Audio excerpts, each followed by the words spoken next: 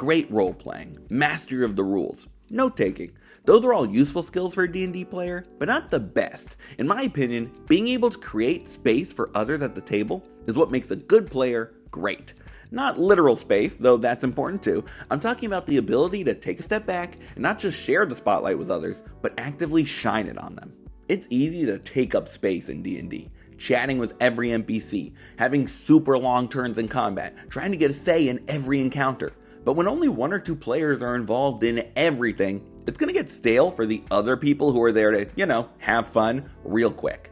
I should know, because when I first started playing after a long time DMing, I found it hard not to run my mouth the whole time. That's what I was used to. But understanding that the game runs better when everyone gets involved is important. And the less you butt into other players' scenes, the more you all can contribute. In other words, you're giving them the space to play in. You're not playing a video game where your character gets to control every decision. Being open to other players' suggestions and letting them drive things forward will keep you on your toes. And you might be surprised how cool things turn out when the game goes in a direction you could have never seen coming. And yes, that includes when they're making a mistake. It's really tempting to jump in and try to save your fellow player when they're about to insult a noble or trigger a trap. But half the fun of playing is getting in a sticky situation and trying to find your way out. Rather than doing what you can to intervene and stop it from happening, embracing other players' decisions and instead reacting to the fallout means each character gets to impact the story, rather than the party following the whims of just one. But creating space takes it a step further. Instead of just allowing others to have their moments, which I think most people understand, you can help facilitate those moments too. A lot of people think it's the role of the DM to get everyone involved, but the game works best when players are thinking about one another too. An easy example of this is exploration and skill checks. Sure, you could volunteer your barbarian to make an arcana check on the grimoire you just found. Or you could give it to the wizard and let them take it from there, handing over the scene. If your character just searched the bookshelf for any signs of secrets, instead of hopping to the next thing, ask a different player what they want to look for.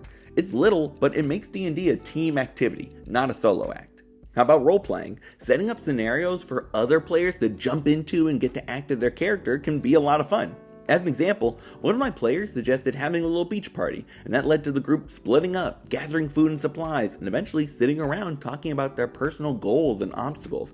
They could have just dumped their backstory on the party with a long description of something, but instead, they made a moment where everyone got to add in. Or even simpler, you can just straight up ask them what they're thinking or feeling. In one of my first sessions with a new group, the party was leaving the city to traverse a wild jungle.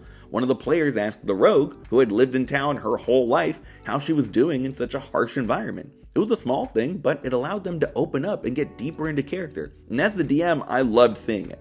The goal isn't to tell other people what to do or drag them into scenes they want no part of, but to give them opportunities to participate and chime in themselves. Last but not least, you can create epic moments for others by simply being present for them. One of my biggest DMing pet peeves is when players check out of combat if it's not their turn, and miss the really cool move their friend just pulled off.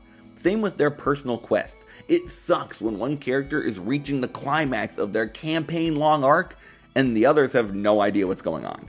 Cheering on their sick one-liners, hating their personal rivals, and really investing in the entire party's stories, not just your own, will make D&D more fun for both you and them.